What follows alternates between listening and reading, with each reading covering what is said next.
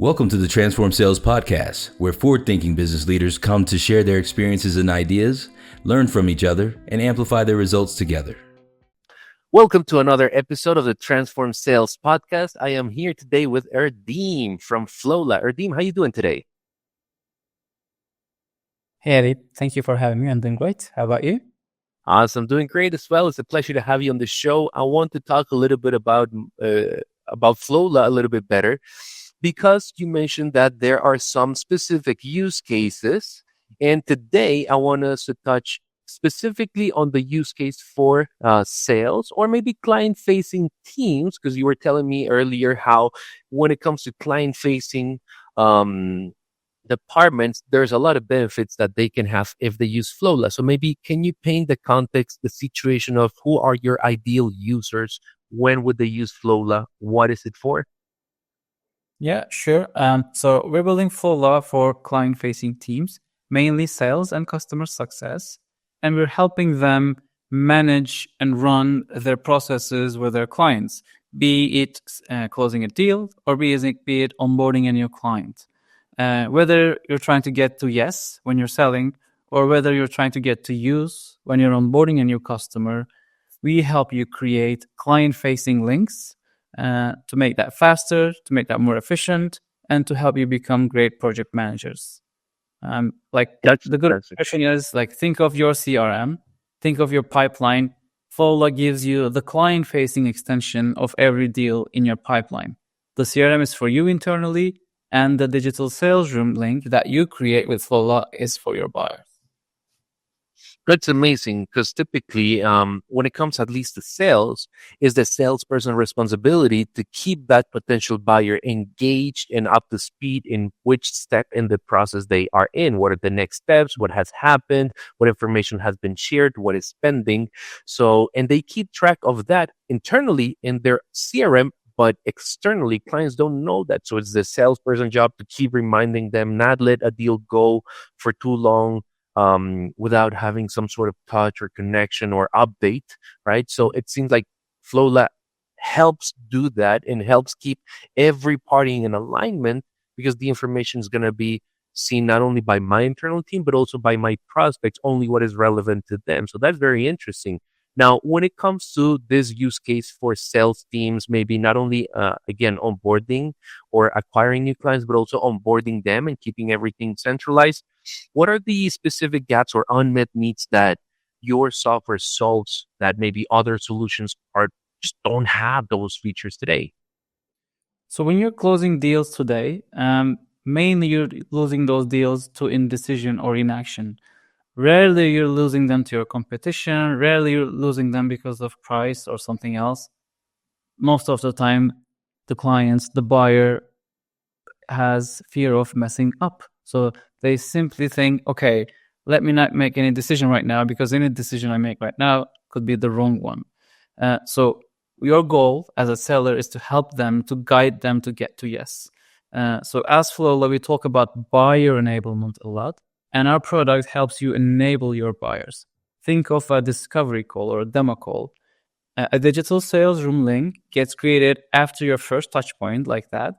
Instead of sending them a follow-up email saying, hey, Eddie, thank you for your time. Here's our deck. Here's a demo video. Oh, you asked about this. Here's a blog post. And here's my calendar. You tidy up all that information in a digital sales room along with your rest of your resources, and automatically personalize it for your buyers with your buyers branding. It will be a personalized thing. You send it to your buyers, and you're making it very easy to go through all your content.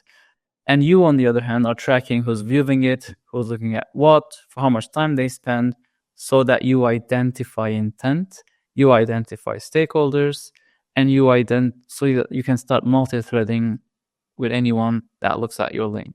So basically, we help you be present in the room while your buyers are evaluating your solution, or help you know that if your buyers are evaluating it at all.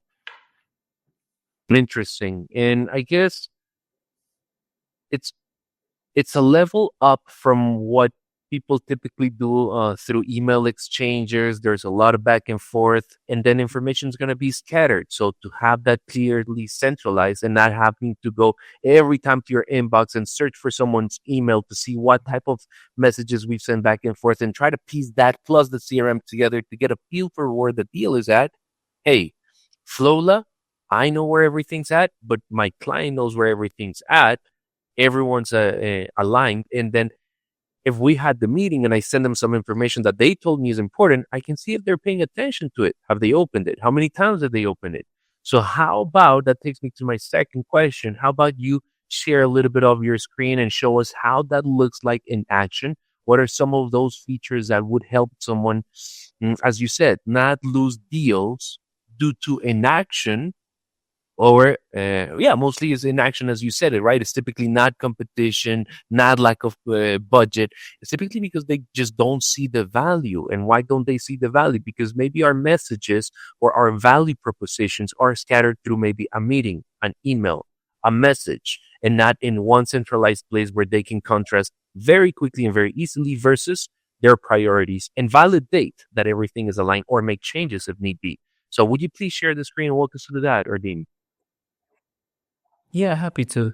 I like that you said this. And it's not just they don't know your values, but it's sometimes they don't know what the next steps are because you haven't built enough clarity. You haven't outlined the next steps. And like our product helps you do exactly that. That's why we branded it in the idea of a flow. Think Instagram stories in B2B sales. Basically, you're crafting a step-by-step journey with your content or your actions so that you're crafting this narrative or mutual action plan and you're guiding through your customers, you're hand-holding them through a virtual path, which we call a flow. So now I'll share my screen and show you what a flow would look like. Imagine we hang up this discovery call, and then as a follow-up, I send you a digital sales room link, you click on it, and you land on this page. Can you see my screen? I'm now sharing my screen. Yes, sir, we can see it. The definition you just gave me reminds me of this sales methodology called sane side selling. There's a book about it in which is not you versus your prospect, is you and your prospect trying to identify if you're a good fit for each other, and everything can be in one place. If things change, if priorities change, hey, let's update this. If we are not aligned, then we are not a good fit. Let's not continue with this deal. But if we are, there should be nothing holding us back because we're putting everything in front of us, right? Exactly. Like collaboration is one of the main values we'll help our clients with because this is a collaborative space between you and your buyers. They can access it. You can access it. The link stays the same, whether the content can keep changing, and you would be enabling them by putting the right resources here, by outlining the right next steps, so that anyone who jumps on this thing has full clarity of what you do as a vendor, what values you provide them as a vendor, and what the ideal next steps would be. So what we're looking at here is a flow. Notice that I asked Flowla, this is my logo, has sent it to my buyer. In this case, it is Tesla. Notice that it has their logo, the background is customized, or even the link is customized. So anything you create would have your or your client's branding so that it's as engaging as possible for them. So these blue stuff here are what we call stages. They are the building blocks of a flow. You could create them to just group different materials together to craft your narrative or to visualize the actual stages of your sales cycle. Whatever you see on this page is customizable. So you could have 6 different stages, have 2 different stages, and inside each stage, you can add any relevant content. I usually like to follow up by addressing them personally. I have a video showing my face so that it's more personal. I visualize our value add with an image. So this is a piece of content that I build on Flowla just like I build on Notion. But if you have existing sales collateral like videos or PDF, you could simply upload them so that your buyers can consume that without ever leaving this link. If you have a video, you can click here and play that video. If you have calendars, you can embed your calendars. Think of any online or offline material, from Google Sheets to PDFs to PowerPoints. They would go inside this link. And the beauty is they would view this link, this PDF, without ever leaving this link. So everything here visualized step by step for them. Question. I can see Erdem this being useful on deals where you have multiple stakeholders, like enterprise type of deals where you just don't contact one person and they're automatically the decision maker that pulls out the credit card and buys your solution. But you have to speak with multiple champions, multiple times, different roles, different stakeholders, and how they are all impacted by the solution. I can see how this makes it easy to, as we bring a new person into the conversation or loop them in, instead of just having them see a 30-step email sequence, we share with them this file and they should be able to get the context of what the conversation is about. So with that in mind, in understanding that you did mention earlier, hey, sales, customer success are type of departments that benefit a lot from our tool. I want to challenge you and try to get you to click a little bit further down. What type of specific companies, company sizes, industries where you say are your best customers or have seen the most traction when using something like this? And for what type of deals, what type of ticket do you typically see your customers handle and take more benefit from Flowla? Yeah, that's a perfect question. So ideally, we look for some sort of complexity in the process. Because if your sales process is just one meeting and then sending a Stripe link afterwards and then closing the deal, you may not need digital sales rooms. Just like you said, if you have some sort of complexity, meaning you have a bunch of different materials, so you need to educate your customers, or you have different stakeholders from different departments and you need to align them. Or if it's a long process for which you need mutual action plans, you need to visualize a timeline.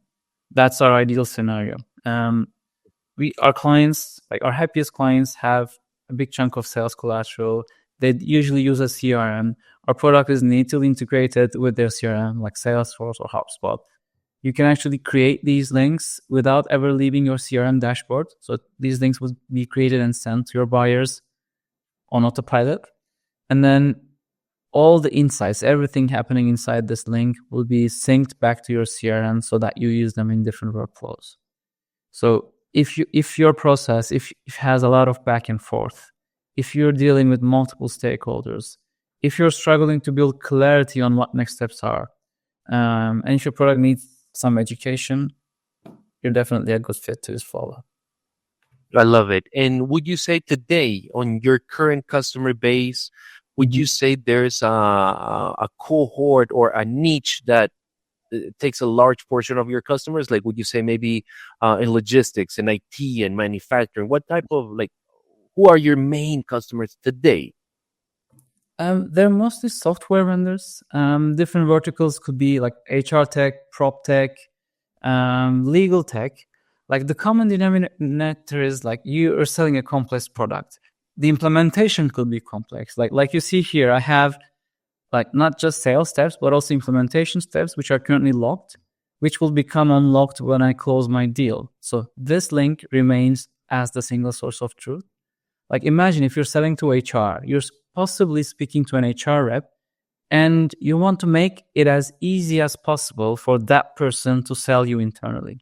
So digital sales rooms come in very handy in that case. You just prepare a link, send it to your champion, and tell them, okay, this is our product. Feel free to pass this internally.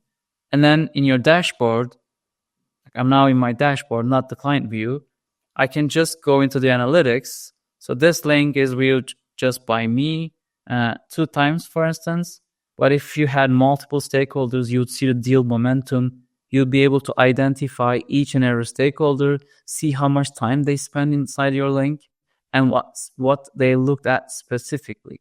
So this gives you extra power, extra visibility, so that you know what's happening behind closed doors. You get in touch with the right person.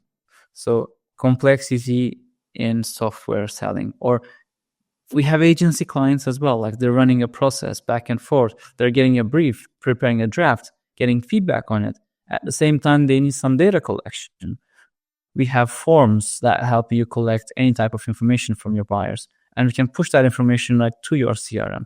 So this is not just for sharing resources, but collecting data, collecting documents, collecting e-signatures from your prospects as well. Interesting. It also seems like, from a high level, it seems like services or service companies may be better served by this. But at the end, also software companies that may not per se run a service, but more like a platform that buyers implement.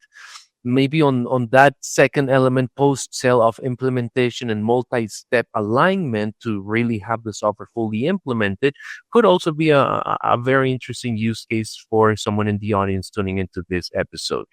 Now, the next question that I have for you is, what are the key performance indicators your ideal customer should use to track and measure the success of Flowla, right? And what type of quantifiable outcomes could they be expecting? Well, two critical things. They would definitely expect faster time to value. Like if it's sales, faster closing cycles, if it's sales, faster onboarding. Because one, you're making it very easy for your buyers, for your customers, because you're putting together everything they need in a single link and sharing with them. And you're also making it easy for your champion to sell you internally. And you're getting instant notifications when people access this. So faster cycles and improve your win rates. Like I'll tell this an interesting stat.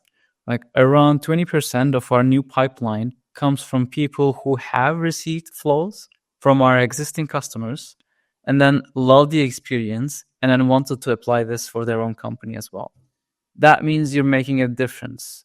Like if you're in a competitive industry, if you want to make an impression, if you want to stand out from your competition, sending a follow-up email after a discovery call with a long email body, few attachments, doesn't do the trick. So if you want to make that impression, if you want to increase your win rates, you'll get a huge impact from using digital sales rooms. I love it. And that's a great way to speak on behalf of your software success. Your own clients, as they use it, their clients like it, and they become new clients of yours. So that continues to reinforce, hey, we do find a value add when we all stay aligned through Flowla. Let's bring that on board for our own processes. If you could walk us, please, Erdem, through the tasks, deliverables, and people that go into onboarding your solution, and typically how long it takes for your clients to reach full productivity. Is there anything that they should have before bringing you on board? Maybe not as mandatory, but as a recommended thing so that your onboarding process gets kicked off much faster? Well, our product is rather lightweight. Our CRM integrations are one-click integrations, so it would just need a few minutes to set up a new account. The only hurdle that we need to jump together with our clients is helping them prepare their first template. So templates are flows that you duplicate so that you create a new personalized flow for each of your new companies, for each of your new prospects. So when you have your first template, then the rest, like it just takes you 2 seconds to create a new flow. Building that template will take you around, I don't know, depending on how complex your cycle is, from 5 minutes to a few hours. And our customer success team helps our new customers create their first template so that we handhold them towards success. So this is a lightweight tool. In a few days, in a few hours, depending on how complex your cycles are, this will be up and running. Excellent. I love that you mentioned your tool can help with the setup and implementation. I know that sometimes, depending on the type of software, that can be a daunting task, but you mentioned it's very lightweight with your software. The extreme opposite would be something like Salesforce, where implementation is kind of like a heart transplant. And then in that implementation or assistance from Salesforce or company in helping you inject that software, there's a lot of costs involved. Would you say that with your program, it seems like there may not be, right? You're saying, hey, it's lightweight, it's easy to implement, you just have a session with us. Is there like a cost involved to have additional help with your team? Or, hey, we have those onboarding sessions, you get set up. If you need it, you can talk to us again, but there is no need for additional cost. You envision the need for a support or success package or concierge requirement, or is it very light, couple of sessions with you and they're set up and able to run? It seems the way you described it, like, hey, just we teach you how to create a deal record first, and it's almost like learning how to duplicate deals every time you meet with a new prospect, right? Please confirm if that's the way it flows. Yeah. So we have two main price plans, Pro and T. We offer our team plan customers white glove onboarding, so we can help them set up their accounts, set up their templates. With our pro plan users, we have perfect Flowla guides, different videos, different materials to help them get started on their own. But yeah, like what we're known with is our hospitality. So we offer our onboarding services free of charge to our customers. We're happy to handhold them towards success. That's fantastic. How long would you say it would take them again to be up and running? You mentioned it was a couple of days, maybe a week. Yeah, within the same week for sure, unless it's not us who is blocking the process.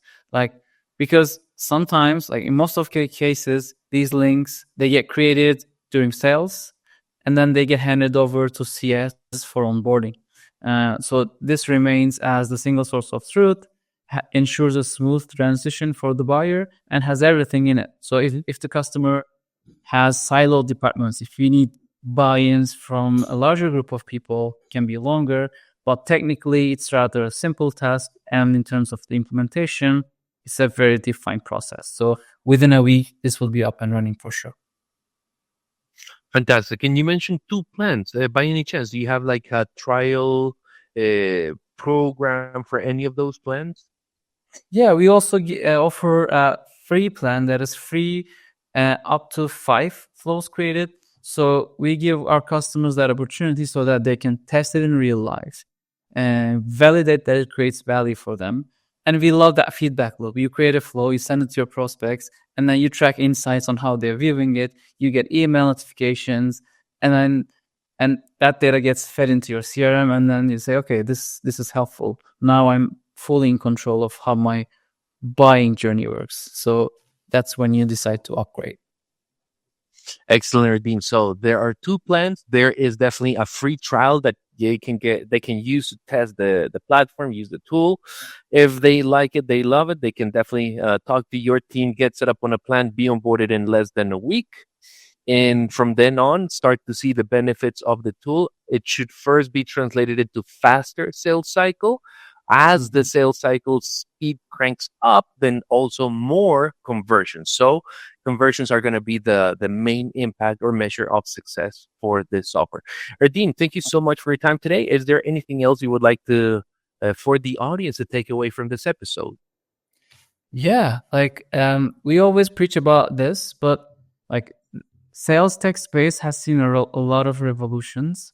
We see that the next one is based on enabling your buyers. We have enabled sales teams. We have enabled different teams. We have integrated different solutions. But now every sales cycle is getting too complex, and every salesperson needs to become a great project manager. That's where we come in. We're helping you do the work. We're helping you be great communicators, and we're doing the project managing, the resource sharing, and we do the enabling of the buyers. So I hope we help you that at scale. Thank you, Eddie. It's been a pleasure. Amazing, Erdem. Thank you so much for your time, and I hope to catch you on the next episode. Thank you very much. Cheers.